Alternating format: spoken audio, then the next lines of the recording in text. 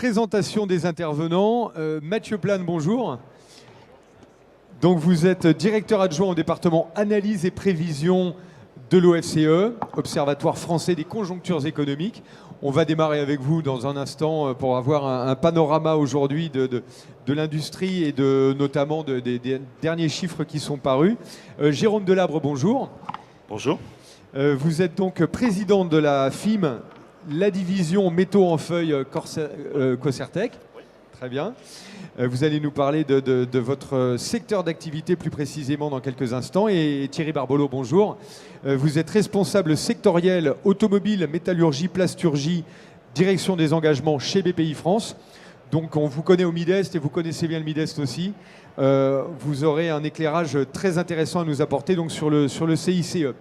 On va commencer tout de suite avec une vision, on va dire, un peu du secteur aujourd'hui avec les chiffres et une vision de la conjoncture économique avec vous, Mathieu Plane.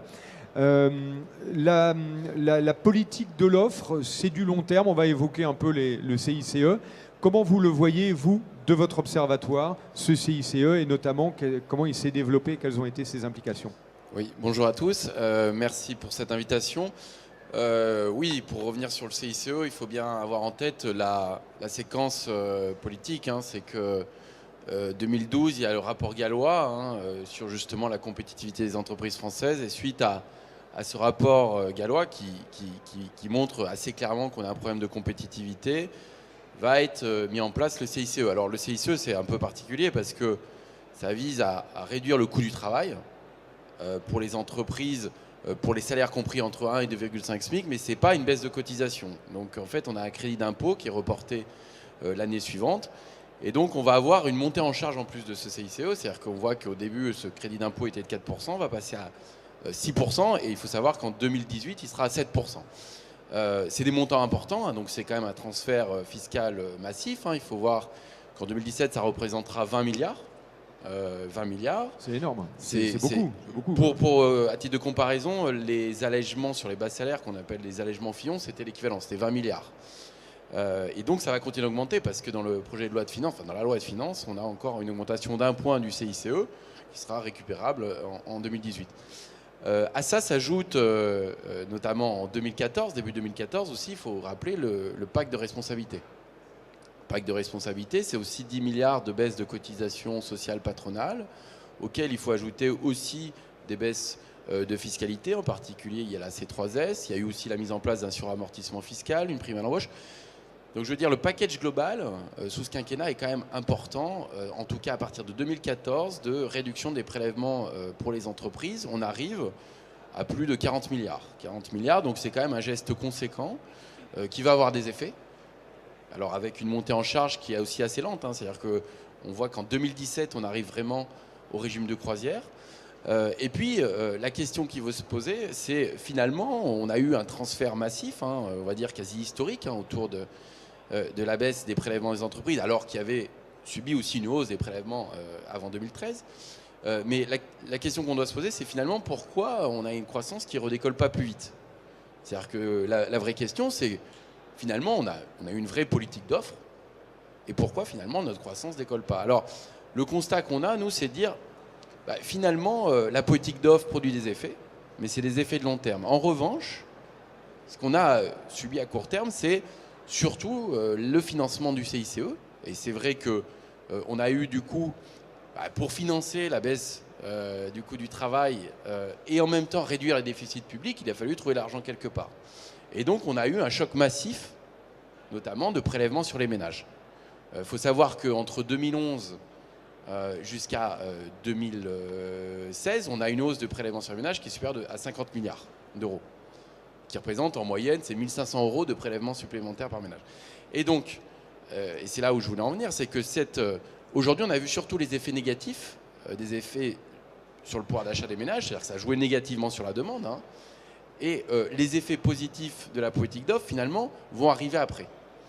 Et ça, c'est assez intéressant, c'est parce que quand vous regardez les enquêtes de l'INSEE auprès des chefs de l'industrie, donc c'est vraiment quelque chose qui est robuste, vous voyez que si vous prenez, je regardais ce chiffre-là, entre 2011 et 2016, en moyenne, vous voyez que les entreprises disent que dans les difficultés qu'elles ont eues, il y en a 17% qui disent avoir des difficultés d'offres et il y en a 42% qui disent d'avoir des difficultés de demande.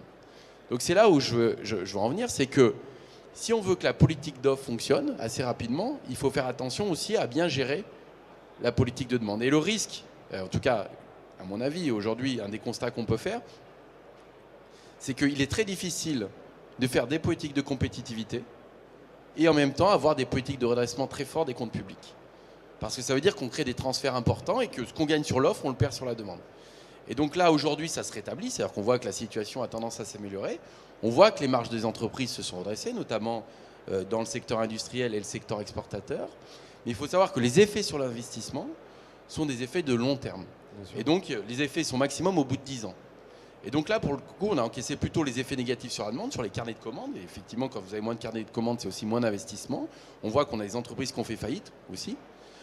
Et donc, on va rentrer dans cette phase-là où on va commencer à encaisser les effets bénéfiques, finalement, du CICE, du pacte de responsabilité. Et que, malheureusement, pour le moment, on a vu surtout les effets négatifs. Et je voulais rappeler ça, c'est qu'effectivement, en Allemagne, quand il y a eu les réformes importantes, c'est pas un moment où il y a eu des ajustements budgétaires forts, c'est-à-dire qu'on a fait vraiment de la compétitivité. Et donc c'est ça, c'est-à-dire d'un point de vue macroéconomique, il faut faire attention à ça, c'est bien gérer les différents aspects, à la fois politique d'offre et politique de demande. Et puis dernier point qui me semble important, je vais conclure là-dessus, c'est je pense qu'il y a une erreur aussi dans le constat, c'est-à-dire que le CICE, d'ailleurs qui s'appelle Crédit d'impôt, compétitivité, emploi, vise 2 objectifs, compétitivité et emploi. Or, comme on sait, il faut un instrument fiscal pour un objectif. Or, l'objectif d'emploi n'est pas exactement le même que l'objectif de compétitivité. Si vous voulez faire de l'emploi, enfin, les modèles macroéconomiques vous disent qu'en gros, il faut baisser beaucoup le coût du travail sur les bas salaires. Ça enrichit la croissance en emploi. En revanche, si vous voulez faire de la compétitivité, il faut plutôt jouer sur l'innovation, il faut jouer sur la R&D, sur la montée en gamme, sur le secteur exposé à la concurrence, c'est-à-dire sur l'industrie. Par contre, les effets sur l'emploi sont à plus long terme. Et donc, je pense qu'il aurait été peut-être plus judicieux de créer 2 instruments fiscaux différents. Un qui ciblait bien le secteur industriel, le secteur exposé à la concurrence, avec vraiment un positionnement sur l'innovation, sur la montée en gamme. Et puis, quelque chose qui soit plus sur la baisse du coût du travail et qui vise l'emploi. Parce que la baisse du coût du travail n'est pas le seul objectif, en tout cas dans les aspects de compétitivité. Et donc, c'est pour ça qu'on a pu avoir quelques déceptions, je pense, malgré les efforts qui ont été faits autour des industries. Bien. Alors, après ce premier panorama, cette première ouverture, on peut revenir avec vous, Thierry Barbolo, sur l'essence du CICE. Rappelez bien son fonctionnement, comment il va évoluer, comment il est amené à évoluer, puisqu'il est toujours d'actualité dans les prochains budgets. Dites-nous un petit peu où il en est aujourd'hui, le préfinancement. Bonjour, merci d'être venu. Donc, après cette brillante intervention, je ne vais pas rentrer dans les sujets macroéconomiques ou politiques. Je vais me contenter d'avoir une intervention, on va dire, technique. Donc, pour compléter ce qu'a dit mon collègue Monsieur Plane, qui est concerné par le CICE? Ce sont les salaires qui représentent 2,5 fois le SMIC. Donc, c'est peut-être la limite de l'exercice, c'est que des salaires à valeur ajoutée ne sont pas forcément concernés par cette réduction, enfin ce crédit d'impôt. Et pour compléter ce que vous disiez tout à l'heure, les 7%, c'est à partir de 2017 et pas 2018. Donc on a commencé à 4%, on était ensuite à 6% de l'assiette, c'est donc la masse salariale qui représente 2,5 fois le SMIC, et on va passer à 7% en 2017. Alors c'est un crédit d'impôt, c'est vrai qu'il y a un effet retard. Pourquoi l'État a choisi un crédit d'impôt? Probablement qu'il y a un problème effectivement de caisse, de trésorerie. Et l'avantage du crédit d'impôt, c'est que ça impulse un élan sans ponctionner les caisses de l'État tout de suite. Donc, pour donner quelques chiffres sur l'impact effectivement du CICE, donc, si vous prenez un équivalent temps plein au SMIC aujourd'hui, ça équivaut à une réduction de charges reportée, donc un crédit d'impôt de 1 000 € environ. Et si on est au maximum de l'assiette, c'est-à-dire 2,5 fois le SMIC, on est à 2 600 € par an d'économie sur la base 2016. Ce n'est pas complètement neutre quand même. Ça a effectivement un impact. Et je peux vous dire qu'au travers des dossiers qu'on voit passer au sein de notre établissement, on en voit beaucoup en financement et en préfinancement du CICE, parce que je vous expliquerai après ce qu'on peut faire. Et il y a quand même un impact réel sur l'évolution des marges, sur les dossiers qui passent entre nos mains. Alors le principe, c'est un crédit d'impôt, c'est-à-dire que vous ne pourrez récupérer ce crédit d'impôt que sur la base de la fiscalité de l'exercice suivant. Et si l'exercice suivant, si vous ne dégagez pas assez de résultats, que vous n'avez pas assez d'impôts, vous aurez la possibilité de récupérer sur les 2 ou 3 années qui suivent. Et si au bout de 3 ans, c'est toujours pas le cas, à ce moment-là, l'État vous fera un chèque. Sauf pour les PME qui ont la possibilité de le récupérer tout de suite l'année d'après, s'il n'y a pas suffisamment d'impôts sociétés à compenser par rapport à cette économie de charge. Donc l'accent a été mis de ce côté-là un petit peu sur les PME, un peu plus que sur les ETI qui ont un tout petit peu plus de moyens. Alors, comme effectivement c'est un crédit d'impôt, il y a un effet retard, donc certaines entreprises ont des besoins de trésorerie. C'est-à-dire qu'une baisse de charge sociale, l'effet est immédiat. La charge baisse, l'entreprise économise immédiatement, effectivement, sur le coût du travail. Par contre, le crédit d'impôt, il faut attendre l'année suivante, l'exercice suivant, donc il y a un effet retard. Et donc, bon nombre d'entreprises viennent nous voir pour effectivement mobiliser le CICE. Donc, on a mis en place une solution de financement qui s'appelle Avance Plus. C'est un crédit donc, où on peut effectivement mobiliser le CICE qui a été déclaré, donc celui qui existe, dans l'attente effectivement du remboursement de la prise en charge par l'État de ce crédit d'impôt. On peut aussi le préfinancer, c'est-à-dire que là on parle d'une créance en germe, on est au début de l'année 2017, vous savez combien vous aviez de salariés en 2016, vous savez combien vous allez en avoir a priori en projection en 2017, on peut faire le préfinancement de cette créance, on fait un calcul et on mobilise 85% de cette créance qui vous permet d'avoir un financement en termes de trésorerie, on va dire en moyenne 18 mois avant que la compensation avec le Trésor public se fasse. Donc il y a un apport en trésorerie. Alors c'est un crédit, c'est pas gratuit, hein, bien entendu. Il y a des frais, alors je ne pourrais pas vous donner les détails parce que ce n'est pas mon job de les connaître, mais ça permet d'apporter une solution. Et c'est un crédit qui s'appuie sur une cession de créance auprès de l'État, auprès du Trésor, et cette cession de créance, elle est unique, c'est-à-dire qu'on ne peut pas la diviser, on ne peut pas la partager. Donc soit le CICE est cédé à BPI, soit il est cédé à une banque, mais on ne peut pas, dans ce cadre-là, envisager de cofinancement. Voilà ce que je peux vous dire sur ce qu'on propose ici. Alors, je n'ai pas de chiffres en globalité sur notre activité sur le CICE. C'est sensible. Hein. On traite quand même beaucoup de dossiers, de la TPE, de la PME, de l'ETI, en mobilisation de créances et en préfinancement sur le CICE. L'avenir du CICE, c'est trop tôt pour en parler. Moi, je parie à titre personnel, mais ça n'engage que moi, que quel que soit le prochain gouvernement, il va le proroger. Simplement parce que c'est une question de trésorerie dans les caisses de l'État. Ce n'est pas forcément l'outil le plus performant et le plus simple, j'en conviens complètement. Par contre, c'est un outil qui existe au même titre que le crédit d'impôt recherche, donc on ne va pas dériver sur le thème de notre réunion aujourd'hui, mais le crédit d'impôt recherche, c'est un outil qu'on a depuis un bon moment maintenant et qu'on utilise. C'est difficile d'arrêter un concours, un crédit d'impôt recherche, parce qu'effectivement, on a engagé un processus. Et aujourd'hui, les entreprises, on voit beaucoup d'entreprises en matière de crédit d'impôt recherche dont les marges reposent essentiellement sur ce crédit d'impôt. Si on supprime le crédit d'impôt, il va y avoir un moment donné où il va y avoir un exercice qui va être catastrophique pour les entreprises en termes de résultats. Et l'impact de la baisse de charge qui sera mise en place à la place ensuite n'interviendra qu'après. Donc il faut faire attention à ne pas trop déstabiliser un petit peu tous les agents économiques sur nos marchés et derrière tous les agents qui financent tous ces agents économiques. Voilà ce que je pouvais dire sur le sujet. Donc bien entendu, oui, si vous avez des questions, j'y répondrai dans la limite de mes compétences. Bon, merci. De toute façon, vous pouvez réagir en live. Si vous avez des questions, Alix est là avec le micro. On peut réagir en live. Jérôme Delabre, au niveau de votre fédération, la FIM, vous êtes dans le métal, les métaux en feuilles.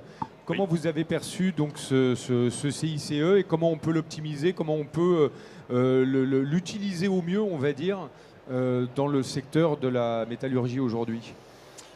Oui, alors je voudrais tout d'abord expliquer que pour moi le CICE c'est un outil qui a raté sa cible et pour différentes raisons.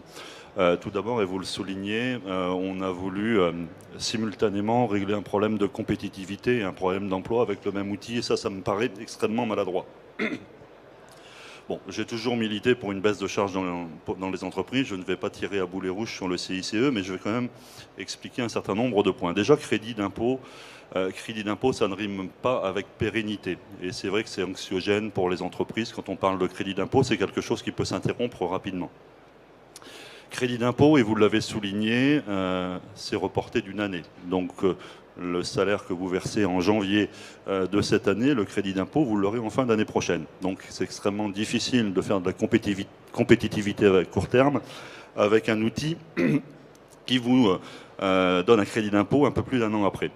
Et puis troisième problème, c'est comment intégrer le CICE dans le calcul de nos prix. Dans l'industrie, nos prix, on les calcule avant impôt. Dans nos tables de calcul de coûts, on a un coût salarial et on ne fait pas rentrer l'impôt société. Donc il est extrêmement difficile d'incorporer le CICE dans un calcul de coût, puisque le CICE qui est un crédit d'impôt, et l'impôt est une conséquence du bénéfice que vous faites. Bon, voilà, ça c'est le premier avis mitigé sur le CICE. Le second, le CICE, c'est d'après moi un outil qui a raté sa cible. Effectivement, l'industrie française a un cruel problème de compétitivité. Les entreprises qui fabriquent des produits manufacturés ont pour concurrents des entreprises étrangères et particulièrement des entreprises dans des pays low cost. Nous le savons tous, le CICE a avant tout bénéficié aux métiers de service. Alors, la caricature extrême du CICE, c'est la Poste. La Poste qui est peut-être là où l'une des entreprises françaises qui bénéficie le plus de ce CICE. Par contre, je n'ai pas l'impression que ce soit eux qui soient les plus exposés à la concurrence des pays low cost. Le CICE, je crois savoir, mais M. Plane a les chiffres, il pourra peut-être le confirmer, les principaux gagnants du CICE, c'est les métiers de l'hôtellerie et de la restauration. Quand on parle de compétitivité dans un secteur d'activité, il y a naturellement un compétiteur quelque part. Quand vous êtes dans l'industrie manufacturière, votre compétiteur, il peut être en Chine, en Roumanie, partout autour de la planète.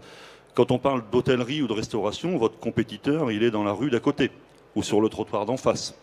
Vous donnez de la compétitivité à un restaurant avec du CICE, puisque c'est les grands gagnants. Alors, peut-être y a-t-il des restaurateurs, je vous prie de m'excuser. Mais vous donnez de la compétitivité à un restaurant, vous donnez de la compétitivité avec le restaurant de la rue d'à côté ou du trottoir d'en face. Donc, quelque part, on vous propose de vous prélever un impôt qu'on va donner à des entreprises chez lesquelles vous êtes client et qui vont pouvoir baisser les prix. Pas l'impression que ce soit extrêmement productif et j'aurais souhaité, en tout cas en ce qui me concerne, mais je ne sais pas si techniquement cela a été possible, de faire en sorte que le CICE soit avant tout fléché vers le monde de l'industrie manufacturière. J'ai l'impression que c'est en train de partir. Non, le micro fonctionne encore. Non, il marche. De l'industrie manufacturière, parce que clairement, quand vous donnez de la compétitivité à une entreprise manufacturière, vous la positionnez de manière beaucoup plus forte sur les marchés d'exportation, et là, vous créez réellement de l'emploi. Bien. Thierry, vous avez envie de réagir directement. Je voulais réagir légèrement. Alors, je pense qu'effectivement, soutenir les entreprises industrielles, et on est au MIDEST, c'est fondamental. Mais il faut aussi savoir que toutes les corporations ont des difficultés. Vous avez cité la Poste.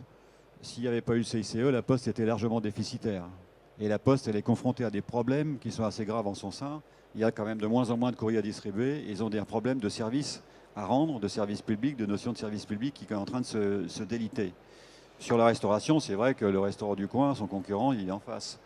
Mais chez BPI, on voit aussi des chaînes de restauration. On voit des gens qui s'exportent. Donc c'est aussi un élément d'appréciation. Quand on peut les aider à réduire un petit peu leurs charges, à eux aussi, ça ne peut que les aider à pouvoir investir par ailleurs. L'hôtellerie, juste, je pense à Airbnb, on a le problème aujourd'hui de grosses plateformes qui viennent concurrencer frontalement les hôtels, ils viennent de l'extérieur. Enfin, c'est juste une l'ubérisation, on va dire, de l'économie qui commence son chemin. Dans l'industrie, je pense qu'effectivement, il y aura des sujets aussi liés aux matières premières, à la production addictive, etc. Donc ça va bouleverser des process et on est qu'au début de tout cela. Donc, ce que je voulais dire pour terminer, c'est qu'on a aussi mis en place à côté, pour pouvoir aider ces entreprises, toutes ces entreprises, des solutions de financement. Bon, on finance et on préfinance le crédit d'impôt recherche, au moins depuis 10 ans, je pense. Hein. Et c'est vrai qu'aujourd'hui, les entreprises qui font de la recherche, qui viennent nous voir pour financer le crédit d'impôt recherche qui se rembourse sur les 3 années, en gros, sont des entreprises qui ont pris l'habitude d'intégrer ça dans leur prix, et à tel point que c'est souvent des autres produits dans le compte de résultat. Vous avez différents... Là, je suis une réponse technique. Sous le chiffre d'affaires, vous avez un poste qui s'appelle autres produits. Et donc, elles ont intégré le calcul de l'impôt recherche sur les autres produits. Le risque dans le crédit d'impôt, c'est le risque déclaratif. C'est que l'entreprise fasse une déclaration qui, au bout du bout, soit contestée par l'administration fiscale. C'est le contrôle fiscal. Donc c'est là qu'il y a un risque, et c'est là que celui qui finance peut prendre un risque assez important, somme toute. Donc il faut faire attention à ce point-là. Voilà. Et puis, alors, pour autre solution aussi pour aider les entreprises, parce qu'effectivement, l'issue pour la croissance, elle n'est pas forcément en Europe. Je pense qu'en Europe, on a atteint un seuil. On va être sur une période de croissance relativement molle. Là, je fais un peu de macroéconomie, je vous remplace. Relativement molle. Et donc, les tentatives ont été d'aller chercher de la croissance à l'international. On voit aujourd'hui que c'est très compliqué parce que l'international est complètement déstabilisé. La Chine ralentit fortement. C'était un des seuls vecteurs de croissance aujourd'hui dans le monde. Mais on a mis en place des solutions de financement, c'est-à-dire qu'on a des prêts sans garantie dédiés à l'export. Quand une entreprise, une ETI ou une PME ou une TPE veut faire une croissance externe pour racheter l'entreprise qui a un métier voisin ou faire une intégration verticale ailleurs dans le monde, ces concours-là permettent de mobiliser des moyens, de lui faire un crédit en partenariat avec les banques. On apporte un effet de levier important au concours bancaire et on ne prend pas de garantie. Il y a des fonds de garantie à l'intérieur dédiés qui permettent de prendre ces risques-là. Voilà. Je pourrais tourner toute notre offre longuement, mais j'arrête là. Est-ce que, juste pour terminer, après je vais vous donner la parole, Mathieu, est-ce que vous avez des grands comptes qui s'intéressent au CICE aussi? Je pense au secteur automobile, qui est assez concerné aussi dans l'éparpillement à l'international. Est-ce qu'eux ont accès et ont cette démarche de venir utiliser le CICE sur certaines catégories d'emplois, comme on a beaucoup ici d'entreprises directement liées au secteur automobile ou aérospatial? Toutes les entreprises ont droit au CICE. Hein. Donc effectivement, Peugeot SA, il y a droit aussi, au même titre que les autres. Sauf qu'ils n'ont pas les mêmes sources de financement. Donc nous, on ne les a pas vus. Hein. On a vu des sous-traitants, on a vu quelques équipementiers. Donc plus on monte en gamme, plus les techniques de financement sont différentes et on fait plus appel à de la titrisation ou de la cession escompte. Ce qui n'est pas notre propos à nous aujourd'hui. On est en dehors de ce marché-là. Chez nous, BPI France, notre métier, c'est les PME, les TPE, les PME, les ETI. Je voulais juste aussi préciser sur le CICE, précisément. Pour les CICE inférieurs à 50 000 €, vous avez un site internet dédié. Vous tapez CICE BPI France et vous arrivez directement dessus et vous pouvez faire votre demande en ligne. Pour les toutes petites entreprises, c'est un élément aussi d'appréciation important. Et vous avez sur notre site toutes les coordonnées de notre réseau, de nos agences pour pouvoir aller les contacter par téléphone, prendre rendez-vous et aller les voir. Puisque la BPI a aujourd'hui des représentants sur le plan national, il y a des gens qui se déplacent.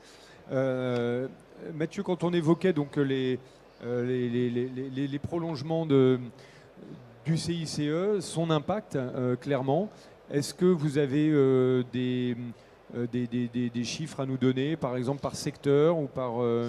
quel est votre regard là-dessus ? Alors oui, non, c'est un peu pour rebondir justement sur ce qui a été dit. Il y a plusieurs choses. C'est-à-dire que c'est vrai que l'industrie récupère grosso modo à peu près 20% du CICE. En gros, ça correspond à la masse salariale de l'industrie dans la masse salariale totale du secteur privé. Donc on voit qu'il n'y a pas un ciblage particulier sur l'industrie. Enfin, à quelque chose près, on est à peu près au prorata de la masse salariale dont ça correspond. Il faut savoir qu'il y avait un pari, enfin, je pense dans le CICE, il y a un pari aussi qui est un peu, on va dire, quelque part le modèle allemand a fonctionné en partie là-dessus, mais pas que là-dessus. C'est que de plus en plus, en fait, on voit que l'industrie s'est recentrée sur son cœur de métier. Et elle externalise de plus en plus de services. Et notamment tout un tas de prestations, que ce soit d'informatique, comptable, juridique, logistique, il y a plein de choses. L'intérim, par exemple, aussi. Et donc, il y avait cette idée, que je ne partage pas forcément, mais que, effectivement, à partir du moment où on baissait le coût du travail aussi dans les services, ça permettrait une baisse des prix des services et l'industrie consomme des services. Et donc, c'est une forme de compétitivité, en fait, de second tour. Ce n'est pas une compétitivité directe. Ouais. On voit que C'est vrai qu'en Allemagne, la différence entre l'Allemagne et la France, elle n'est pas tellement sur le coût du travail dans l'industrie manufacturière, elle est plus dans les services, typiquement. Donc ça, c'est quand même une question qu'il faut se poser, c'est comment ça a été répercuté, effectivement, la baisse du CICE dans les prix des services qui sont des prestations pour l'industrie. Donc ça, c'est quand même un point qui est intéressant. Après, l'autre problématique, c'est peut-être pour répondre en tout cas à une question qui a été soulevée et qui est importante, c'est finalement, si on voulait faire de la compétitivité, pourquoi on n'a pas plus ciblé l'industrie? La réponse, elle est qu'aujourd'hui, dans les règles européennes, vous ne pouvez pas faire des ciblages sur des secteurs. Vous ne pouvez pas dire je baisse les cotisations sociales uniquement pour l'industrie manufacturière et pas les autres. En fait, ça revient à faire de la distorsion de concurrence où en gros, c'est de la subvention déguisée, si vous voulez. Et donc ça, ce n'est pas accepté. Donc le seul moyen pour cibler l'industrie, finalement, c'est de trouver la bonne assiette fiscale. Et par exemple, quand vous faites du suramortissement fiscal dans les biens industriels, vous savez que l'industrie investit beaucoup dans les biens industriels et donc c'est l'industrie qui va récupérer ça. Quand vous faites de la R&D, du crédit impôt recherche, vous savez que 80% de la R&D est dans l'industrie.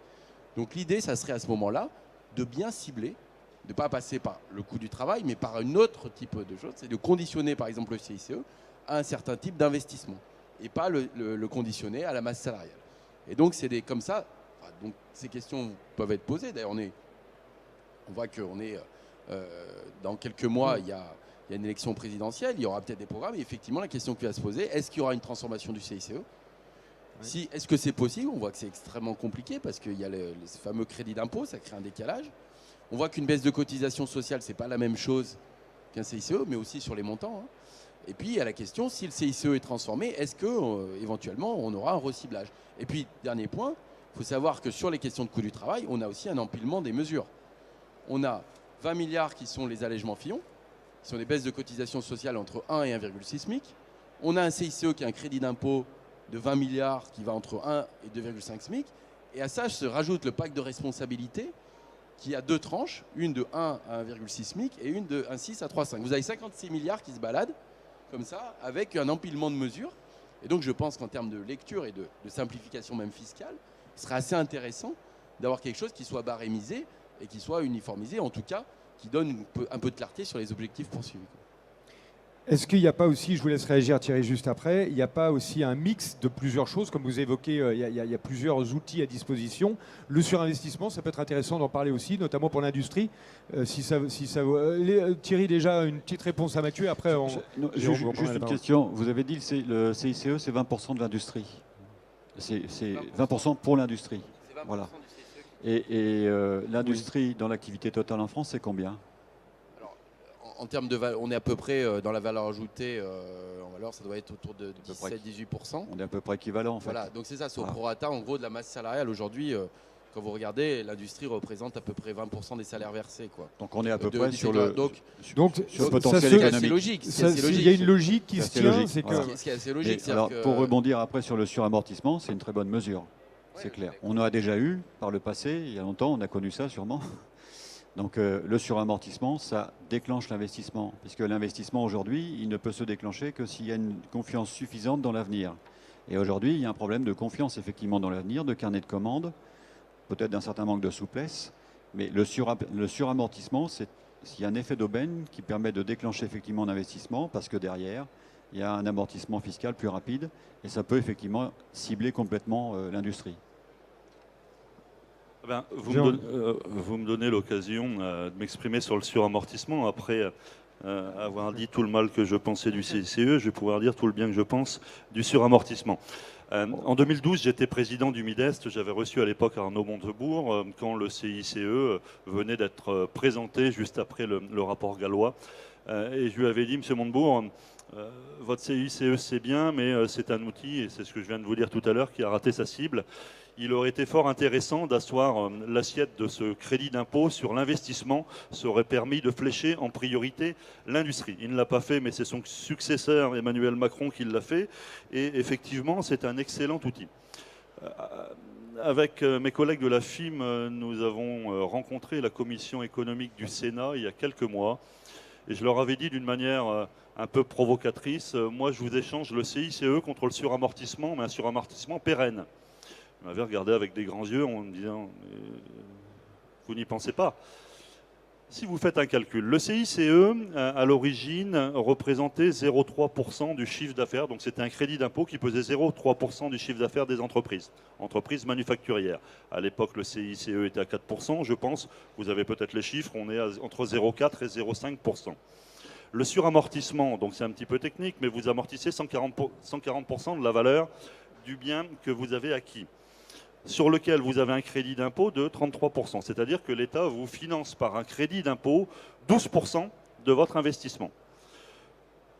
L'industrie manufacturière doit investir environ 5% de son chiffre d'affaires chaque année. 12% de 5%, c'est 0,6%, c'est 2 fois le CICE.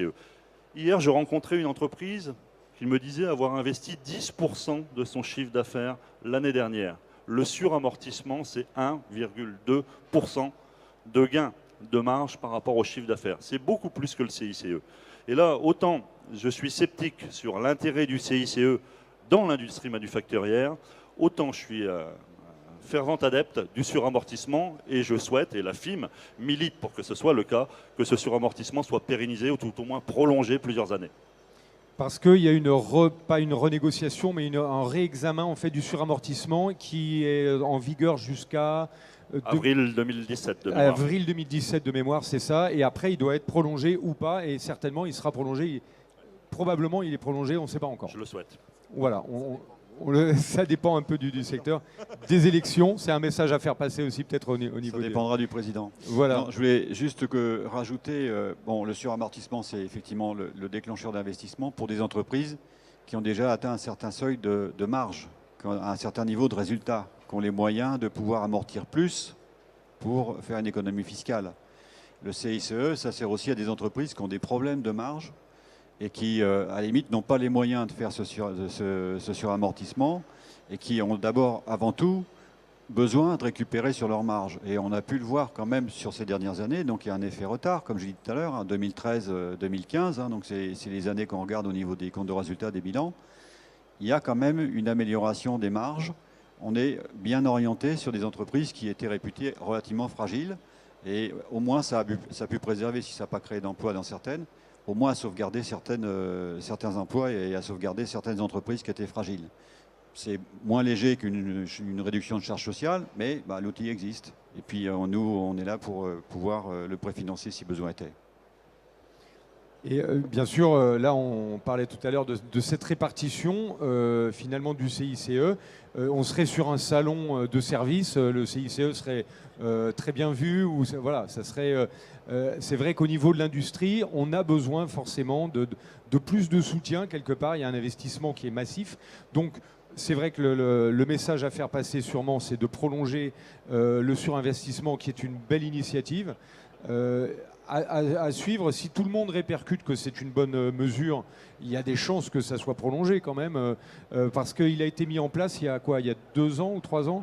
1 an et demi. 1 an et demi.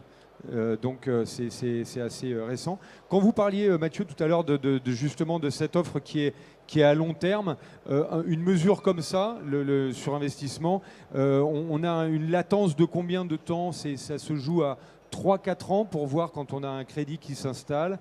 Est-ce qu'on voit les répercussions sur le marché effectives? On les voit au bout de combien de temps? Alors, dans le cadre du suramortissement, c'est beaucoup plus rapide. C'est beaucoup plus rapide, oui. C'est assez ciblé. Une fois de plus, l'assiette fiscale est importante dans ce cas-là. On voit que dans l'investissement en biens d'équipement, c'est beaucoup l'industrie. Donc forcément, le suramortissement profitera plus à l'industrie qu'au service. C'est surtout ça. Même si l'incitation à investir peut pas... Enfin, elle existe. Mais si vous voulez, le simple renouvellement des équipements va de toute façon améliorer les marges des entreprises industrielles. Parce Bien que, effectivement, le fameux effet d'aubaine fait que de toute façon, il y a un effet de trésorerie pour ces entreprises. Et puis, il y a une incitation à investir, renouveler plus vite les équipements. Donc, ça fait de l'investissement. Donc, c'est aussi comme ça qu'on monte en gamme, qu'on est plus compétitif et qu'on sort d'une logique uniquement de compétitivité-prix. Donc, je pense que c'est un bon outil. Budgétairement, il est moins coûteux. Il faut rappeler qu'il est plutôt de l'ordre de... J'ai en tête, c'est entre 1 milliard et 1,5 milliard par an. Bien sûr, le CICE autour de 20 milliards. Mais après...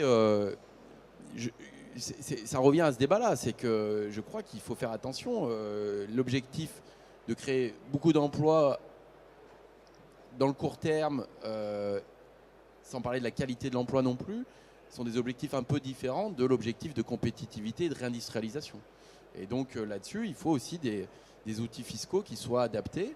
Je pense qu'effectivement, le suramortissement fiscal est intéressant, il doit être pérennisé. Donc c'est vrai qu'il a été déjà prolongé d'1 an, alors qu'au début, il devait s'arrêter en avril 2016. D'ailleurs, avec un petit problème de communication, parce que finalement, ça n'a pas été bien anticipé, ça a été prolongé un peu après coup. Donc cette question-là doit se poser. C'est est-ce qu'on ne doit pas le maintenir? Moi, je pense que oui. Et est-ce qu'on ne doit pas l'élargir aussi? C'est est-ce que quel bien on met dedans? Est-ce que c'est bien d'équipement? Quel type d'équipement? Est-ce qu'on ne doit pas l'élargir au design? Enfin, je ne sais pas. Moi, on peut réfléchir à plein de choses qui sont justement des secteurs dans lesquels l'industrie va et bien sûr leader là-dedans. Et puis, on voit que si on veut avoir une industrie compétitive, si on veut concurrencer l'Allemagne sur les secteurs à forte valeur ajoutée, à mon avis, c'est des bons outils. Je pense qu'ils sont certainement peut-être plus efficaces d'un point de vue compétitivité que le CICE. Surtout dans une époque où on a toutes ces technologies nouvelles qui arrivent et où les entreprises se disent tiens, est-ce qu'on va partir sur un peu de robotisation, sur un peu de fabrication additive, sur un peu de... Tous ces nouveaux équipements-là, il va falloir les financer obligatoirement. Exactement, donc c'est pour ça que là je pense que ce serait intéressant de réfléchir à quels sont les biens qu'on intègre dans ce suramortissement. C'est-à-dire qu'aujourd'hui, c'est les biens d'équipement industriel. Il faut regarder effectivement qu'est-ce qui participe à l'innovation, qu'est-ce qui est porteur pour l'avenir et qu'est-ce qui peut être justement dans le design fiscal, qu'est-ce qui peut permettre de mobiliser le fait que vous allez investir là-dedans et que vous allez gagner en compétitivité demain. Après, si vous voulez faire de l'emploi effectivement dans les services, vous allez plutôt baisser les cotisations sociales sur les bas salaires. C'est deux objectifs qui sont assez différents, qui peuvent être complémentaires, mais je pense qu'on a loupé un peu ça, c'est-à-dire qu'on a visé deux objectifs à un instrument fiscal qui n'était pas forcément adapté, et du coup on est à la fois déçu finalement sur l'emploi et à la fois déçu sur la compétitivité. Enfin, et moi il me semble, c'est-à-dire que étant donné les masses qui ont été transférées, on a un peu loupé les deux objectifs. C'est pas dire qu'on les a complètement loupés, mais on les a un peu loupés les deux, quoi. Légèrement. Disons qu'on aurait pu les optimiser un peu plus. Est-ce que vous avez des questions, vu qu'on a des spécialistes là sur le plateau? Daniel a une question formidable. On va... Question formidable, Daniel. Voilà. Super. Il marche, oui. 1, 2. Non, il marche pas. Il marche pas. J'en ai un qui marche ici. Hop. Celui-là, il marche. Voilà. Je ne suis pas sûr que ce soit une question formidable. D'ailleurs, c'est deux questions. La première, là, vous venez de faire allusion à l'idée de cibler un peu les aides sur des types d'investissements précis. Je me méfie beaucoup de ça parce que ça va encore être décidé par des gens au niveau de l'État qui ne connaissent rien autour aux technologies. Vous savez, il y a des entreprises de forge qui ont besoin d'acheter un marteau-pilon. On va dire un marteau-pilon, c'est un vieux truc. Ben non, parce que les marteaux-pilons d'aujourd'hui, ils ont des capteurs partout, avec des régulations de paramètres, et ça fait partie de l'innovation aussi. Donc, je me méfie énormément de ça. Bon, ça, c'est une petite question au passage. La deuxième question, c'est, je voudrais savoir ce que les gens qui sont à la tribune pensent de l'attitude des donneurs d'ordre, parce qu'on est dans un salon sous-traitance de business to business. Que pensez-vous des donneurs d'ordre qui disent aux sous-traitants « Ah, ben, vous avez un crédit d'impôt, ben, vous allez me baisser les prix ». Qu'est-ce que vous pensez de ça? Alors, Jérôme. Oui, deux choses. Je reviens tout à l'heure sur le CICE, qui est un outil un petit peu en deux temps. On donne de la compétitivité aux services et par effet ricochet, on en donne à l'industrie. Je reviens quand même sur l'intérim, qui est un poste non négligeable pour l'industrie. C'est la société d'intérim qui bénéficie du CICE et ce n'est pas le client final qui fait appel à l'intérim. Et très clairement, nous n'en avons pas vu la couleur. Peut-être avons-nous mal négocié avec eux, mais les sociétés d'intérim ont gardé le bénéfice du CICE. A contrario, Daniel, pour te répondre, effectivement, un grand nombre de donneurs d'ordre, et particulièrement les plus importants d'entre eux, nous ont demandé d'intégrer ce CICE dans nos prix. Et nous avons eu alors d'un côté un CICE qui bénéficie aux services dont on ne voit pas la couleur, et des clients finaux, les grands donneurs d'ordre en particulier, qui nous disent maintenant vous avez le CICE, vous allez nous le répercuter sur vos prix. Donc on a été un peu pris en tenaille entre ces deux effets. Et encore une fois, je ne vais pas dire que le CICE est un mauvais outil, mais pour l'industrie manufacturière, clairement, si cet outil devait donner de la compétitivité à l'industrie manufacturière, cet outil a raté sa cible. Alors, pour Thierry, compléter la réponse, je suis d'accord avec le monsieur qui dit qu'il faut faire simple. Ça, il y a cette chose compliquée comme ça. Faisons simple. Et n'importe quel investissement aujourd'hui de n'importe quelle machine est forcément plus productif qu'une machine qui a 30 ans. Donc je suis complètement d'accord avec ça, même si je n'ai pas d'influence sur la décision de ce qui se fera plus tard. Sur l'intérim, on a vu passer plusieurs groupes d'intérim chez nous, en dossier, des groupes de taille importante. Je peux vous dire que s'il n'y avait pas eu le CICE, la moitié ne serait plus là. Il faut quand même le savoir. Donc ils ont restauré une partie de leur marge. Après, le marché va naturellement faire les choses dans la négociation entre la société d'intérim et ses clients. Sur la relation donneur d'ordre et sous-traitant, c'est clair qu'en France, on souffre d'une relation, je dirais, verticale. Le donneur d'ordre commande, le sous-traitant exécute. Ça me rappelle quelque chose. Oui. Donc, alors qu'en Allemagne, on est quand même beaucoup plus consensuel. On est plus dans une relation de collaboration, de partenariat, mais c'est culturel. Ça fait partie de la culture de cette civilisation. Nous, on est un peu plus dominant-dominé et on le retrouve un petit peu dans beaucoup de domaines. Et là, c'est... Et peut-être qu'en Allemagne aussi, ils sont plus dans le long terme. Ils accompagnent les sous-traitants, font partie intégrante de la production, que nous, on est plus à jouer sur des prix, à se dire, tiens, on va changer, on peut changer assez facilement de sous-traitants. Il y a des tentatives quand même aujourd'hui de donneurs d'ordre, de dire à leurs sous-traitants, suivez-nous, faites comme on vous suggère de faire. C'est un peu plus doux comme remarque. Faites des usines à l'étranger avec nous, mettez-vous derrière nous et on ne vous laissera pas tomber. Bon. C'est un pari, parce que par le passé, certains l'ont fait, et puis certains se sont retrouvés tout seuls, sans clients, parce que le donneur d'ordre a changé son fusil d'épaule. En même temps, les donneurs d'ordre, ils subissent des marchés. Hein. Je prends l'exemple de l'industrie automobile, qui nous a posé quand même beaucoup de problèmes au niveau de la production nationale. Pratiquement la moitié de la production automobile est partie en moins de 10 ans, est partie ailleurs en Europe de l'Est, en Afrique du Nord et en Chine. Pourquoi ? Ce n'est pas uniquement pour des raisons de productivité, c'est peut-être un peu ça, mais c'est aussi parce que les constructeurs ont des marchés continentaux.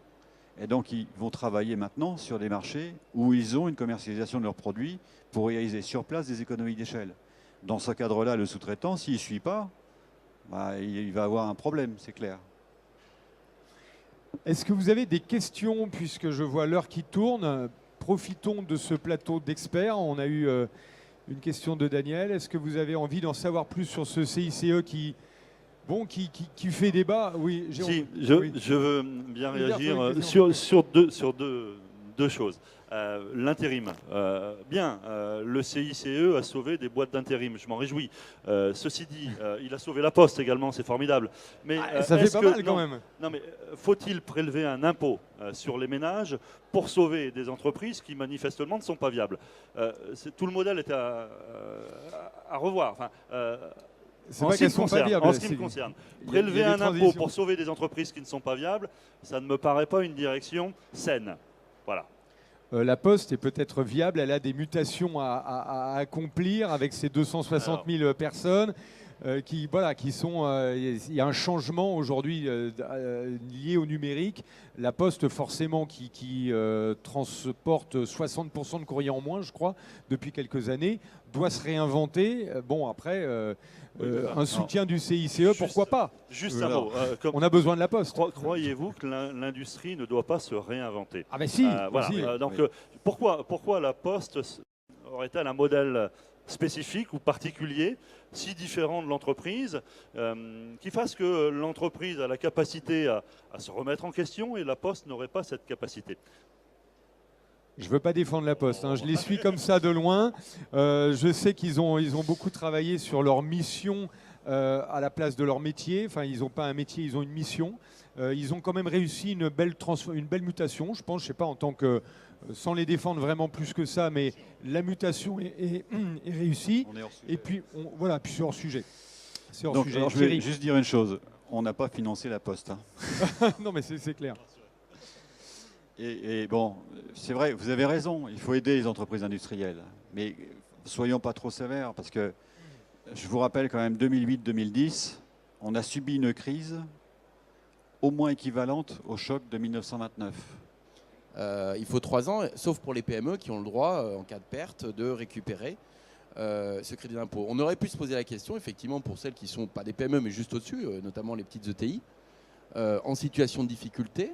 pourquoi elles n'avaient pas eu droit à un chèque alors qu'elles étaient en difficulté. C'est-à-dire qu'on pouvait se poser cette question, sachant que dans les comptes publics, et alors c'est un peu technique, mais ce qui est notifié auprès de Maastricht, auprès de Bruxelles dans les comptes publics, ce qu'on appelle le déficit public au sens de Maastricht, les fameux règles budgétaires, intègrent justement le crédit d'impôt dans son intégralité, c'est-à-dire en fait la créance qu'ont les entreprises sur l'État, même si ce n'est pas versé.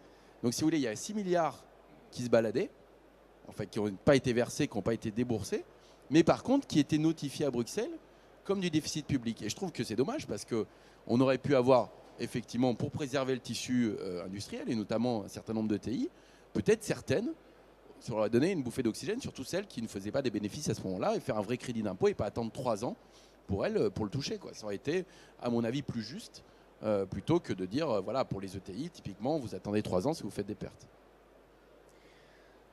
All right. Donc on le voit, la discussion est passionnée et passionnante. Peut-être une dernière question, si vous voulez. On a une conférence avec nos amis du stand de la Tunisie qui se prépare pour 12h30. Bien, écoutez, ce que je vous propose, si vous voulez prolonger avec nos invités, vous avez un petit espace de networking qui est juste là à côté avec les manches debout. Je vous remercie beaucoup à vous déjà d'être venus sur ce plateau nous parler, nous donner votre analyse. Et puis merci à toutes et à tous d'avoir participé à cette table ronde.